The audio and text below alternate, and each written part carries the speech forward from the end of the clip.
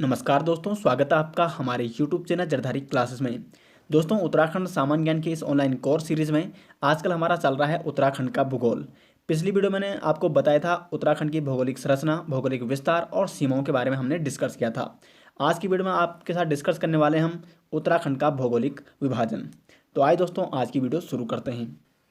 दोस्तों, हम आपके ला रखे हैं उत्तराखंड जीके ऐप, जिसमें आपको उत्तराखंड सामान्य ज्ञान detail notes, Uttarakhand GK MCQ practice set और Uttarakhand competitive exam previous year paper आपको प्रोवाइड किए जाएंगे।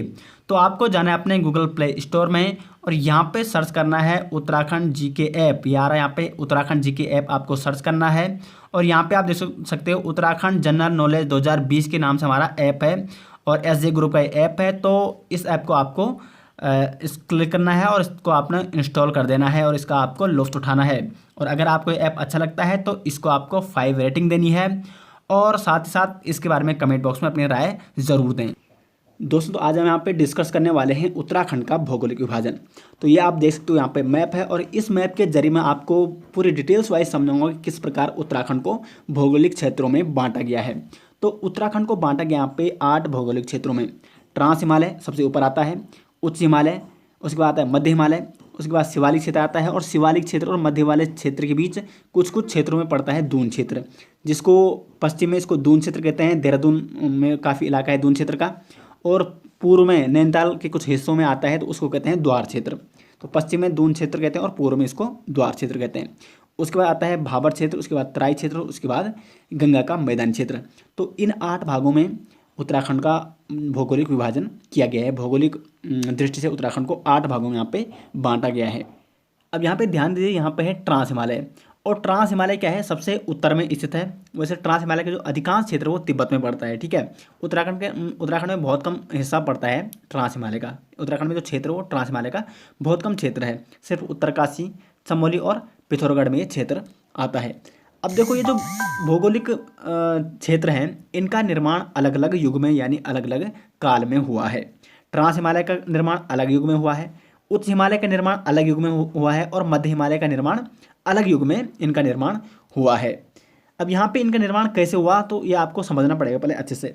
ट्रांस हिमालय सबसे ऊंचाई पर स्थित है और यहाँ की जो नदियाँ हैं वो कहाँ बह के आएंगी, या नीचे बह के आएंगी।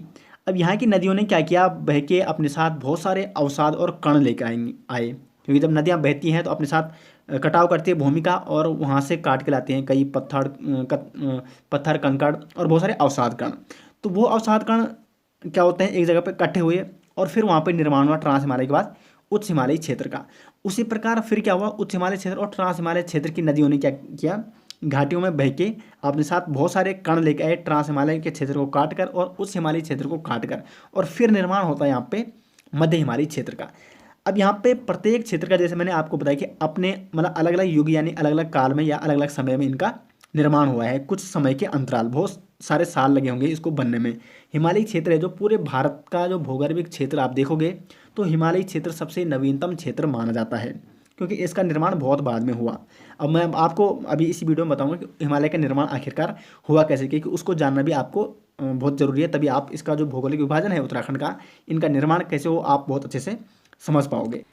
अब अलग अलग युग में निर्माण होने के कारण इनका जो क्षेत्र है भौगोलिक क्षेत्र की दृष्टि से, इसलिए वो क्या है, अलग अलग हैं। इसलिए इनके बीच एक लाइन है जिसको कहते हैं फॉल्ट लाइन, जो इन दोनों को क्या करती है, अलग करती है। ट्रांस हिमालय और उच्च हिमालयी क्षेत्र को जो अलग करने वाली फॉल्ट लाइन है, उसका नाम है इंडो सांको भ्रंश। उसी प्रकार उच्च हिमालय और मध्य हिमालय को भी एक फॉल्ट लाइन अलग करती है, जिससे क्या है, ये भौगोलिक क्षेत्र क्या है, अलग अलग हैं। उसी प्रकार मध्य हिमालय और शिवालिक क्षेत्र को भी एक फॉल्ट लाइन अलग करती है। मैं आगे आपको उनके बारे में भी बताते रहूँगा जब उच्च हिमालय और मध्य हिमालय के बारे में हम डिस्कस करेंगे। खैर, आज हम सिर्फ यहाँ पर ट्रांस हिमालय के बारे में डिस्कस कर रहे हैं। तो यहाँ पे क्या है, एक और बात बताता हूँ आपको कि जो उत्तरी जोन है यहाँ पे क्या है, जो उत्तराखंड का उत्तरी जोन है ये हिमालय क्षेत्र में पड़ता है अधिकांश। बाकी ये क्या है, भाबर और गंगा का मैदानी क्षेत्र है। तो उत्तरी जोन में हिमालय क्या है, नवीनतम भाग है। जैसे मैंने आपको बताया कि पूरे भारत का भौगोलिक दृष्टि से हिमालय क्या एक नवीनतम भाग है। अब हिमालय क्या, अभी इसका निर्माण नया नया हुआ है, वैसे काफ़ी पहले बहुत सालों पहले हो गया था, लेकिन बाकी अन्य क्षेत्रों की वजह से ये क्या है, एक नवीनतम क्षेत्र है हिमालय। तो हिमालय में भूकंप बहुत ज़्यादा आते हैं, इसलिए आपने उत्तराखंड में देखा होगा उत्तरकाशी बहुत ज़्यादा भूकंप आते हैं, चमोली में बहुत ज़्यादा भूकंप आते हैं। वैसे काफ़ी समय से आए नहीं, लेकिन ये क्षेत्र क्या है, भूकंप की दृष्टि से अति संवेदनशील हैं, क्योंकि ये क्या है, नवीनतम क्षेत्र है। और जो नवीनतम क्षेत्र ये अभी क्या है, स्थायी नहीं है, स्टेबल नहीं है। और अगर कोई भी क्षेत्र स्टेबल नहीं है तो उसके अंदर की जो भूगर्भिक प्लेटें हैं वो खिसकती रहती हैं। इसलिए आपने देखा होगा कि उत्तरी क्षेत्र में यानी हिमालय क्षेत्र में क्या आते हैं, भूकंप अधिक आते होंगे। भारत में भी दिल्ली आपने सुना होगा भूकंप आते हैं, लेकिन दक्षिण में कम सुनने को मिलता है। तो हिमालय एक नवीनतम क्षेत्र है। उसी प्रकार उत्तराखंड का जो अधिकांश क्षेत्र वो हिमालय में आता है, उत्तरकाशी हो गया, चमोली हो गया, पिथौरागढ़। इसलिए भूकंप की दृष्टि से ये अति संवेदनशील क्षेत्र हैं। अब एक और बात बता दूं आपको कि जो ये फॉल्ट लाइन है जो इन दोनों क्षेत्रों को अलग करती है, इसके अगल बगल के जो क्षेत्र हैं उनमें भूकंप आने के चांस बहुत ज़्यादा है। भूकंप की दृष्टि से बहुत संवेदनशील है, क्योंकि यहाँ पे क्या एक अलग क्षेत्र है और यहाँ पे एक अलग क्षेत्र का निर्माण हो गया है। इस लाइन के नीचे से कि एक मतलब एक अलग क्षेत्र का निर्माण हो गया है। तो कहना एक दरार टाइप की वो है। वहाँ की जो भूगर्भिक प्लेटें हैं वो उनके खिसकने के चांस क्या है, मतलब एक तो पुराना क्षेत्र है और उसी के बगल में एक नवीन क्षेत्र का निर्माण हुआ है। तो कहीं ना कहीं वो प्लेटें हैं ना एक दूसरे से क्या है, असमान है, तो इसलिए वो कहीं ना कहीं खिसकती रहती हैं। तो इसलिए जो ये फॉल्ट लाइन है इसके आसपास के क्षेत्रों को भी भूकंप की दृष्टि से क्या है, बहुत ज़्यादा अति संवेदनशील है। तो अब आपको समझ में आ गया होगा कि किस प्रकार यहाँ पे इनका निर्माण, यहाँ पे भौगोलिक जो क्षेत्र है इनका निर्माण अलग अलग समय में कैसे हुआ है। अब मैं आपको समझाऊंगा कि हिमालय का निर्माण कैसे हुआ है। अगर आपको हिमालय का निर्माण समझ में आ गया होगा तो तब आप इनको आसानी से समझोगे कि इन क्षेत्रों का निर्माण अलग अलग काल में या इन जो भौगोलिक क्षेत्र है इनका निर्माण अलग अलग युग में कैसे हुआ है। तो हिमालय का निर्माण बहुत सालों पहले हुआ था और पूरे भारत का जो भौगोलिक क्षेत्र है उनमें हिमालय क्षेत्र क्या है, सबसे नवीनतम क्षेत्र माना जाता है, जैसे मैं आपको बता चुका हूँ। तो जहाँ पे आज हिमालय क्षेत्र है, भूवैज्ञानिक हैं उनके अनुसार क्या है कि जहाँ पे आज हिमालय क्षेत्र है वहाँ पर पहले था टिथिस नामक का सागर। यहाँ पे देखो, यहाँ पे ठीक है, ये माने यहाँ पे टिथिस सागर, यहाँ पे क्या है, सागर है। और यहाँ पे नीचे थी इंडिका, यहाँ पे है गोंडवाना लैंड। ये कौन सा लैंड है, गोंडवाना लैंड। और गोंडवाना लैंड की जो भूगर्भिक प्लेटें थी उनका नाम था इंडिका प्लेट। इंडिका का मतलब जो भारत है, ठीक है, भारत के नाम से ही वहाँ इन प्लेटों का नाम पड़ा। जबकि जो इस टिथिस सागर के जो ये टिथिस सागर है इसके उत्तरी क्षेत्र में था यहाँ पे अंगारा लैंड, अंगारा लैंड। और इस अंगारा लैंड की जो भूगर्भिक प्लेटें हैं उनको कहते हैं यूरेशियाई प्लेट। तो यहाँ पे अंगारा लैंड में थी, टिथिस सागर के उत्तर में अंगारा लैंड था और अंगारा लैंड की जो भूगर्भिक प्लेटें हैं उनको कहते हैं यूरेशियाई प्लेट। और टिथिस सागर के दक्षिण में था गोंडवाना लैंड, जिसकी जो प्लेटें हैं उनको कहते हैं इंडिका प्लेट, भारत के नाम से इंडिका प्लेट, ठीक है। अब यहाँ पे क्या होता है, अब देखो जो अंगारा लैंड का जो ट्रांस हिमालय वो अधिकांश क्षेत्र किसका, वो अंगारा लैंड के अंतर्गत ही आता है, ठीक है। और ट्रांस हिमालय के नीचे है हिमालय क्षेत्र। ट्रांस हिमालय का मतलब है हिमालय के पार, यानी हिमालय का जो पार का क्षेत्र है। ट्रांस हिमालय हिमालय का भाग नहीं है, वो किसका भाग है, अंगारा लैंड का ही एक अभी क्या है, भाग है। आप वो समझ सकते हो कि ट्रांस हिमालय और जहाँ क्या है तिब्बत है वो सब क्या है, अंगारा लैंड था उस टाइम। अब यहाँ पे टिथिस सागर, तो अंगारा लैंड की जितनी भी नदियाँ थी वो अपने साथ अवसाद कण मलबा लेके आती थी और टिथिस सागर में जमा करती है। जैसे यहाँ से सारी नदियाँ जाती है समुद्र में जमा होती है, तो उसी प्रकार ये सारी टिथिस सागर में जो नदियाँ आती थी अंगारा लैंड से वो अपने साथ बहुत सारे अवसाद कण लेके आते थे और टिथिस सागर में उसको जमा करती थी।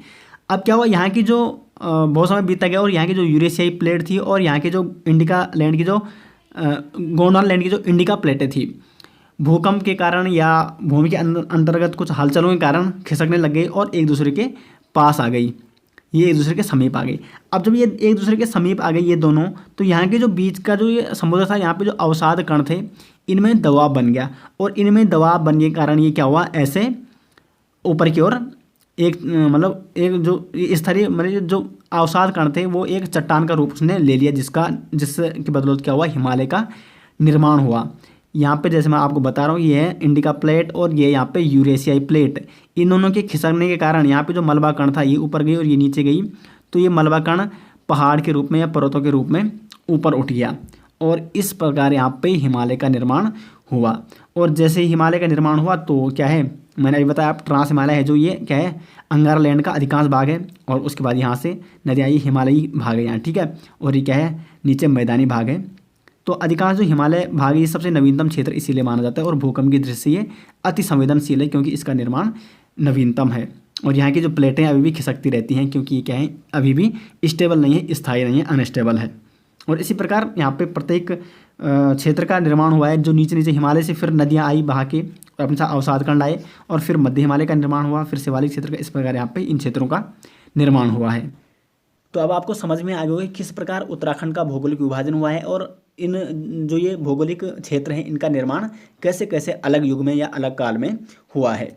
तो आज हम यहाँ पे ट्रांस हिमालय के बारे में अच्छे से यहाँ पे चर्चा करेंगे।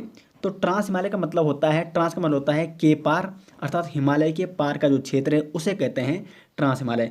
अब देखो उत्तराखंड का अधिकांश जो उत्तरी हिस्सा है वो हिमालय में बसा हुआ है, हिमालय का क्षेत्र पड़ता है वहाँ, और नेपाल में भी काफ़ी ज़्यादा हिमालय का क्षेत्र है, जबकि जो तिब्बत में वो हिमालय का क्षेत्र नहीं है। तो उत्तराखंड का जो भौगोलिक दृष्टि है वो हिमालय के भी पार है।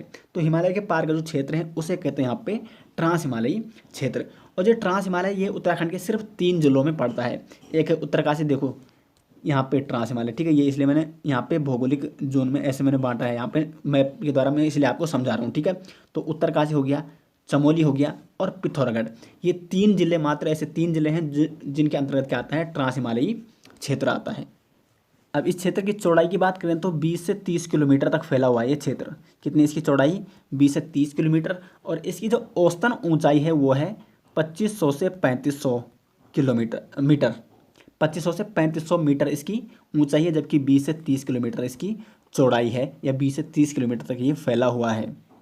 ट्रांस हिमालय और उच्च हिमालय के बीच जो ये फॉल्ट लाइन है, यानी जो इन क्षेत्रों को अलग करती है भौगोलिक दृष्टि से, तो उसको कहते हैं इंडो सांको भ्रंश। क्या कहते हैं उसको, ये नोट करना है आपको। ट्रांस हिमालय और उच्च हिमालय के बीच की जो फॉल्ट लाइन है उसको कहते हैं इंडो सांको भ्रंश, जो इन दोनों भौगोलिक क्षेत्रों को अलग करती है। और यहाँ की जो पर्वत श्रेणियाँ हैं, ट्रांस हिमालय की जो पर्वत श्रेणियाँ हैं उनको कहा जाता है जैंक्सर श्रेणी। क्या कहा जाता है, जैंक्सर श्रेणी, यहाँ की पर्वत श्रेणियों को कहा जाता है। और उत्तराखंड के जो अधिकांश दर्रे हैं वो इसी क्षेत्र में आते हैं।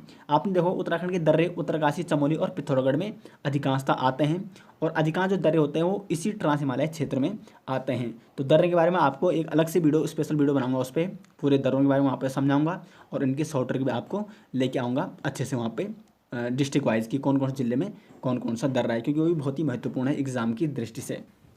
दोस्तों आज मैंने आपको यहाँ पे समझाया कि हिमालय का निर्माण कैसे हुआ, ट्रांस हिमालय, और ट्रांस हिमालय के बारे में मैंने यहाँ पे डिस्कस किया, और साथ साथ भौगोलिक जो जोन यहाँ पे इनका निर्माण हो किस प्रकार यहाँ पे हुआ। तो आशा करते हैं आपको अच्छे समझ में आ गया होगा। और आगे अब हम जो नेक्स्ट वीडियो होगी वो उच्च हिमालयी क्षेत्र पर होगी। सारी डिटेल्स जो उच्च हिमालय क्षेत्र के अंतर्गत जो भी मुख्यतः एग्जाम की दृष्टि से इंपॉर्टेंट होते हैं, सारी चीज़ें हम वहाँ पे डिस्कस करेंगे। तो आशा करते हैं आपको वीडियो पसंद आई। वीडियो पसंद आए तो वीडियो को लाइक और शेयर जरूर कीजिएगा, और चैनल में पहली बार आए तो चैनल को सब्सक्राइब जरूर कीजिएगा। मिलते हैं नेक्स्ट वीडियो के साथ, तब तक के लिए धन्यवाद।